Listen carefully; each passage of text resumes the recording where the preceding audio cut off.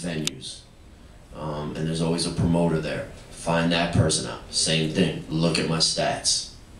I'm gonna bring more people to your venue. I'm gonna bring more people to the thing that you're promoting. I'm gonna make you more successful. You'd be stupid not to have. I mean, don't say that, but that's. Well, I mean, but also, you know, also be prepared to do the show for free. I mean, that's the biggest thing. Walk in there, sell yourself, and say, hey man, I don't want no money. I just want to get on stage and perform. Because what's going to happen is, after doing enough of those shows for free, you create so much of an audience and a momentum for yourself that they gotta pay you the second time around. So you have to be willing to invest in your whole movement and the direction and the things, you know, to get you to where you need to be. And it's a constant and consistent investment. The investment in yourself never stops. So, you know, I mean, I don't know any other way to say it. Be prepared to do it for free. Like Ross, when I remember when Ross first started, man, yeah, Ross went hard.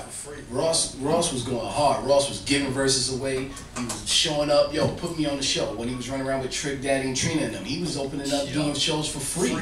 You know, people don't even realize Ross been around for 10 years before anyone ever heard of Rick Ross. He got a record with Trina where he looked like Tony Dofat. Like, it was crazy. So like, you know what I'm saying? But that's what you got to do. You have to be willing to go out there. We're in the era of giving stuff away. Whether it's your performance, your mixtape. This is what's becoming the music business now. Before you can ask people to pay to see you perform or pay for your music, you have to give away content first. Yeah. And even once Ross got his deal, he was still doing stuff for free, for DJs, for whoever somebody wanted to do a verse with him, whatever. He gonna do it just to get out there, just to get the movement going. You know, we still give mixtapes and stuff like that away for free. We still do it to this day. So I mean, that's just part of the game, yeah. Even and like the biggest stars in the world, what's his name? His name just escaped me. The big singer, John Mayer.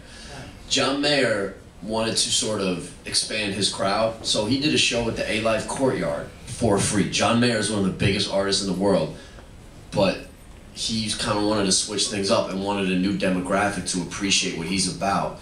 So he did a Just Blaze DJ for free at the A-Live Courtyard, and he played for free. I mean, this is a guy who makes millions of dollars touring, so. I want to bring up two case studies that most of you guys are familiar with, and one leading to the other. Wiz Khalifa and Mac Miller. When Wiz Khalifa first started, I mean, he went through the process every unknown and new artist goes through. Dropped by the label, the whole 9 yards. When he got dropped by the label, him and his team went on this rampage of just shows. I'm talking about shows with 2 people, full house, opening. It's just a shit fest of all kinds of shows. As long as he was just doing them, he was doing them for free. Eventually you see that paid off, and he's doing quite well for himself. So much to a point now that he headlines tours, okay?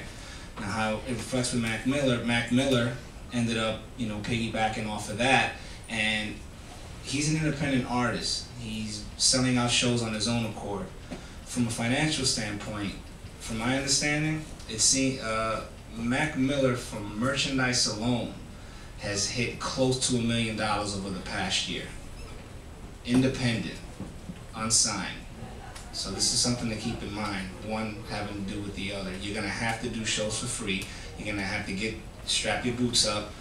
Whatever show opportunities present themselves, whether it's at the dingy spot up the block from you or opening up for a more established act down in Midtown, you're gonna have to get on your grizz. And eventually you wanna get to the point where you're like Mac Miller, and you have tremendous amount of leverage when you sit down at that desk. That is the difference between $1 million deal and a $5 million deal.